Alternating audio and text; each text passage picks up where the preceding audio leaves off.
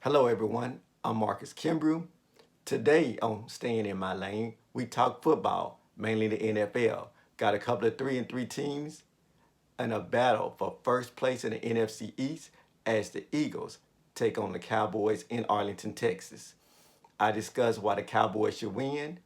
I discuss why the Eagles should win. I discuss what happens to the loser. I got my notes here. You're here. I'm here. Let's go to work.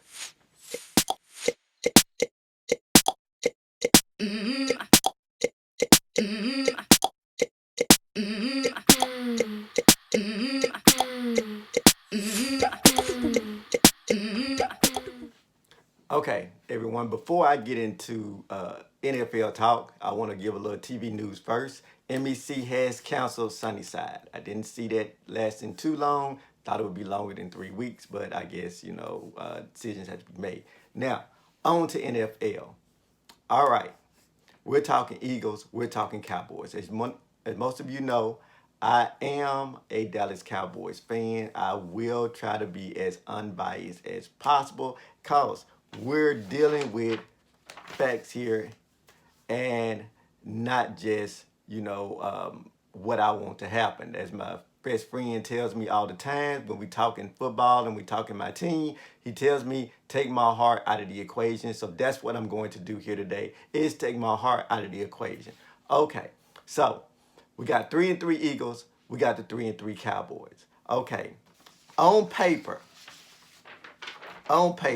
as you look at it, the Cowboys offense is averaging 25.5 points a game.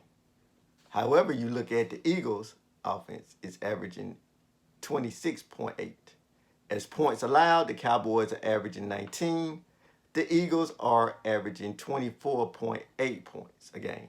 So basically, the Cowboys are not scoring as much as the Eagles, but the Cowboys are also not allowing as many points scored against them as what the Eagles do. Total yards combined, the Cowboys are averaging 452 yards a game. Rounding it off, that'll be 453 because it's 452.8, but 453 yards a game. Total yards for the Eagles, you're looking at 358.2 yards per game. So that's basically just about 100 yards more that the Cowboys are averaging. In passing yards, 314 yards per game for the Cowboys. The Eagles, 247 yards a game. In rushing, which you expect, a stat you expect the Cowboys to dominate in because they are built to run the ball. We got 138.8 in yards rushing for the Eagles. We got 111.2. I'm going to stop right there on that. I'm going to talk about the offense for a little bit. Okay, so you look at these big numbers being put up by the Cowboys. Statistically speaking, they're up there at the top of the league at 452 yards per game. That is so impressive. I can't tell you how impressive that is because you think about it. You're averaging over 100 yards rushing already with Ezekiel Elliott, which is something you expect to do. The surprise has been the emergence of one Dakota Dak Prescott for the play that he's been doing. He's been averaging over 300 yards per game as far as throwing the ball. Now, if the offense is this potent, why are they 3-3? They started off 3-0. There was a time like 3 or 4 weeks ago when the Cowboys were undefeated and everybody thought that the Cowboys were going to the Super Bowl. Fast forward, losses against the Saints, losses against this last week against the Jets, which was so humiliating. Now the Packers lost. I mean, hey, that was a pick'em game or whatever like that. That could have gone either way. But what got me with that is the way that the Packers won. The Packers won by running the ball. They ran the ball down. Now you expect them to throw, but the Packers won by running the ball.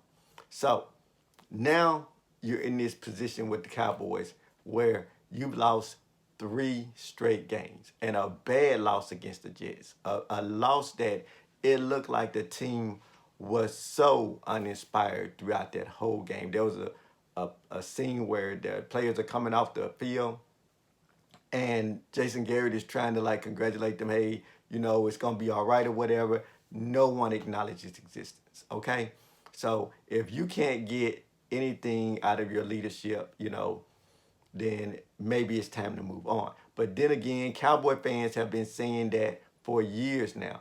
Maybe it's time to move on. All right, now let's flip this over here with the Eagles. The Eagles, the averaging 26 points a game, 27 if you round it out because it's 26.8. You can kind of get to the total yards of 358. That right there is, it's all right. It's an average, okay? Average. But what gets me is 247 yards passing that they're averaging the game when they have Carson Wentz. Carson Wentz drafted in the first round by the Philadelphia Eagles. Nicknamed Walk It To Him Wentz by so many because of the way he throws the ball. Is basically like he's just taking it to them and just handing it to them basically. So that's why they call it Walk It To Him Wentz. But with these numbers in this passing game, it leads me to believe that is he still hurt? Because Carson Wentz has a history. He has a history of injuries. That's the reason why they had Nick Foles. The year they went to the Super Bowl and won, Nick Foles had to come in and take over. The following year, when they had this great run, then Nick Foles had to come. Carson Wentz went down again. Nick Foles had to come in and take over. Then they decide that they want to get the monkey off of Carson Wentz back. So they trade Nick Foles to the Jacksonville Jaguars. What happens in the first game of the season? Nick Foles goes down with an injury. I know, right? So, Philadelphia Eagles. If Carson Wentz is your guy, and you made it clear that Carson Wentz is your guy, you've extended his contract, all of this, then why aren't you guys in a better position? Because you would think that with a 3-3 record with Carson Wentz, they should be better than what they are. However, as I said, these 3-3 teams are battling for first place in the NFC East.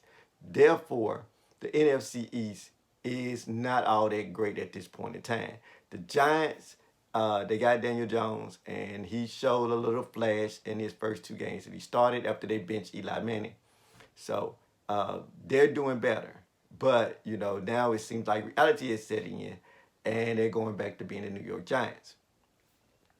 Washington Redskins they're battling for the first place of the draft. They're battling for the first pick of the draft with the Miami Dolphins. There's no doubt about that. I can't see the Washington Redskins getting any more than maybe 4 wins this season. Maybe. So, the East will be up for grabs between these 2 teams probably all season. They'll probably be battling all season going back and forth, unless someone decides that they're going to show some real strength and pull away. I mean, it's right there where either one of them can pull away. So, let's talk a little bit about defense. And with defense, yards allowed for the Dallas Cowboys is 350.8. Might as well round that off, 351. The yards allowed for the Eagles, 368.8, which 369 rounded off. All right, where are the yards coming from? What are the offenses doing against their defenses? With the Cowboys, the yards allowed, they're coming from the passing. They're giving up 257 yards a game passing. They're only giving up 93.8 a game rushing, which is amazing because that's how they're really getting beat down, is through rushing. And we're talking about backs that are not known. I mean, who knows? I can't even tell you Green Bay Packers rusher's name right now, okay? I can't tell you his name. Last year, for the Rams, a throwing team runs all over the Dallas Cowboys. I mean, to eliminate them in the playoffs. That's something right there. You got to crack down on that. It's like the defense, they'll play a great game, and then the next game, it's like they stay on the plane. Eagles, they're giving up 296 yards a game passing, only 72 yards, .8 per game rushing. So, Dallas Cowboys, you can win this game. But, Dak, you can't do what you did against the New Orleans Saints. There is no way that your defense, the Dallas Cowboys defense, gives up 12 points and they don't win that game. There's no way. I mean, if the defense only gives up 12 points, that's supposed to be a winnable game. That you're gonna have to come out throwing. My advice to you guys is use play action. First 3 games, you were throwing on first down. You were using play action on first down, and then giving it to Zeke, and then giving it to Pollard. You've gotten away from that. I don't know what happened, but you've gotten away from that. I didn't see signs of that in the Saints game. I didn't get a chance to see the Packers game, but the Jets game, I saw no signs of that in the Jets game. That's why you're losing these games. You've gone away from what made you 3-0.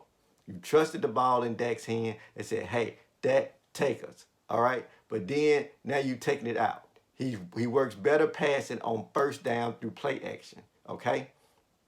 So you've got to do that. Giving up 296 yards, almost 300 yards a game passing, that tells you right then that the Eagles, they can't cover anything, okay? They can't stop a nosebleed, basically is what they're saying. So basically, that's your way of winning. Eagles, if you're going to win this game against the Cowboys, you're going to have to run the ball. Again, I don't know who your rusher is. Oh, yes, I do. Your rusher is Howard. My bad. Your rusher is Juwan Howard. And right now for the season, he's got 297 yards on 66 carries, 4 touchdowns.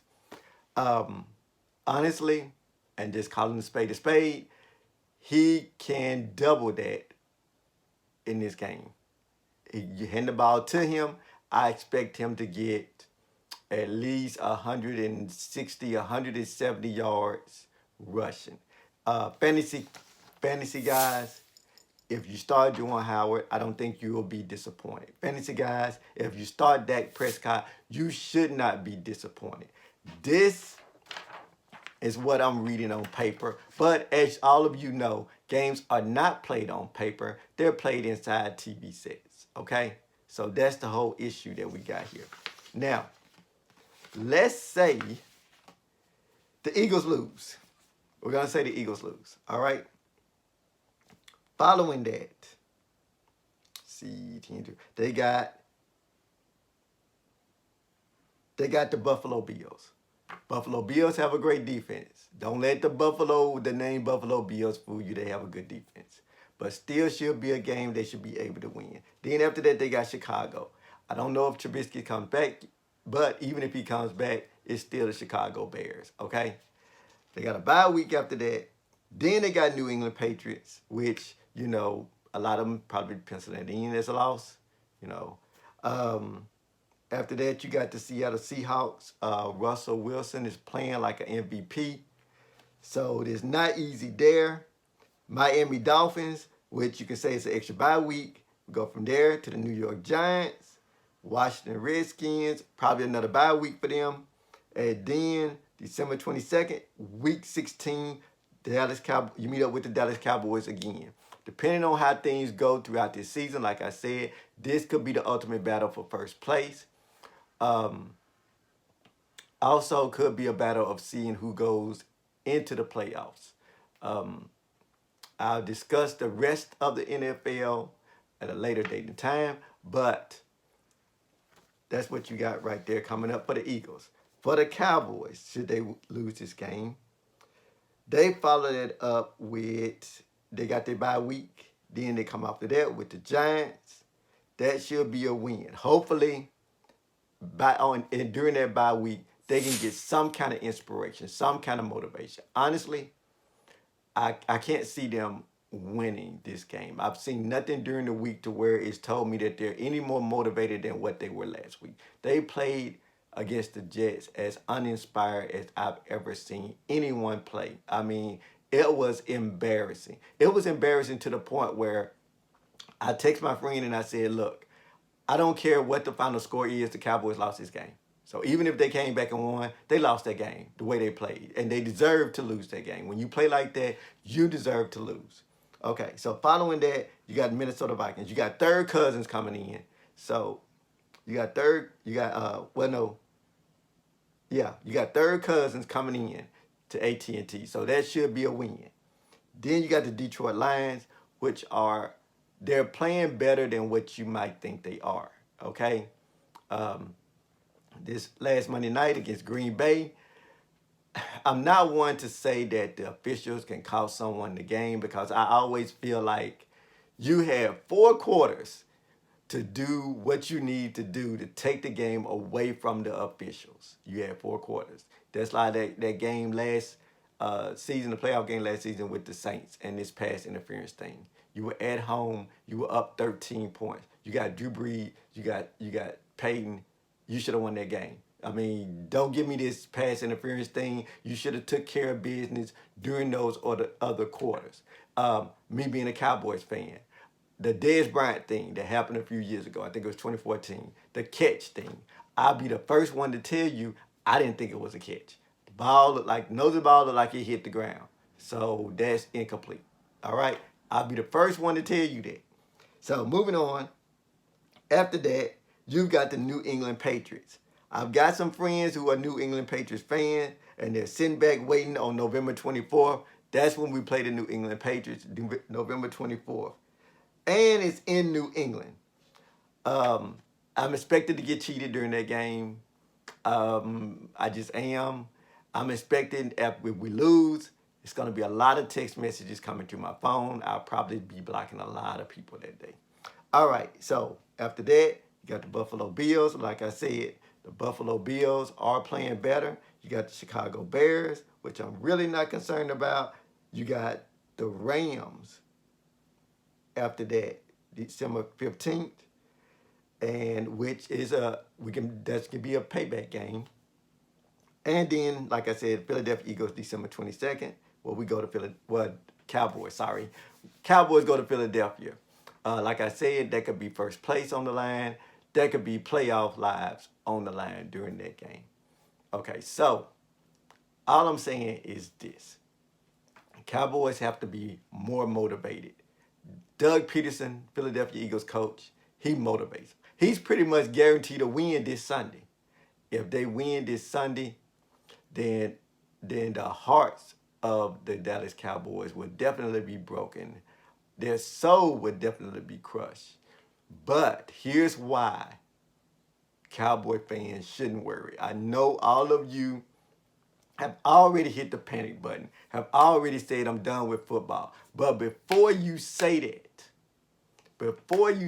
remember, you're 3-3 right now. Last season, you were 3-5, and you came back to win the NFC East and make the playoffs. And if you could have stopped the Rams from running the ball down your throats, probably could have made it to the Super Bowl. Now, the only thing about this is that you got to get some type of motivation. You got to get some type of heart, because right now you're playing like you have no heart whatsoever. Now, the Eagles, you got a great chance. You got the motivation. You got the talent. I mean, Carson Wentz supposed to be your boy.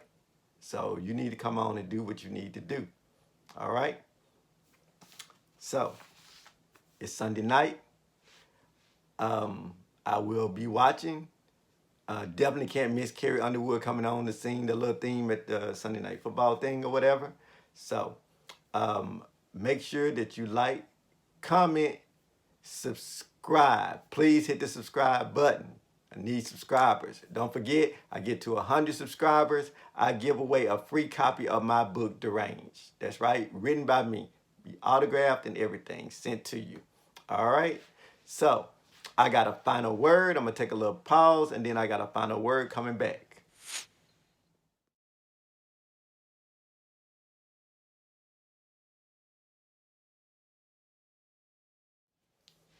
Okay, everyone, back for a final word. So, fans can be so quick to hit the panic button after 2 losses, 3 losses to start the season.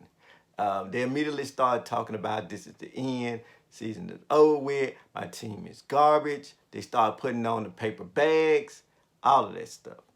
But the thing about it is, what you don't get is that there's another half of the season. Just because it happens in the first half doesn't mean you can't turn things around.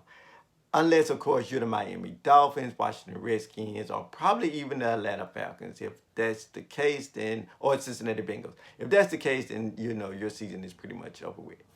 But um, as I was saying, the playoffs, they're not played in October. The Super Bowl isn't played until February. So there's still time enough to turn it around. Just because you throw some interceptions in the first half does not mean that you can't bring your team back the second half. I tell a friend of mine that calls me during the first half, after the first half, when my team is down, hey, dude, that's why they play 2 halves right there. That's your time to come back. All right? So, question for you. How many of you know when I stopped talking about football and I started talking about life? That's right. I'm really talking about life here because we all have mistakes that we make in life. Some of us feel like, hey, that's the end. I can't pick things back up or whatever. But you're still here. As long as you're still here, there is a chance to turn things around. I have a friend who made a mistake and he had to go and pay for it, but now he is like the one of the top guys in this company that he works for. So basically that's turning things around. I mean, I can't tell you how proud I am for him doing it because there's so many times when you could have put your head in the sand. All right, game wise, I remember one year I played Madden and online, and I had 6 turnovers. I think through 3 quarters, I came back and won that game. You can always come back and win. Not just the game, but in life. You can always come back and win in life. There's no need to just fall into that state of depression because you got to look at where you are. America loves a good comeback story. So even though you're down now, you're in the right position to go forward, to go better. Okay? So basically, what I'm trying to say is just because you fumbled the snap in the first half doesn't mean you can't throw the winning touchdown in the second half of your life. All right? Thanks everyone for tuning in. Like I said, please like, comment, share, subscribe. I'm Marcus Kimbrough, and I will see you next time on Staying in My Lane.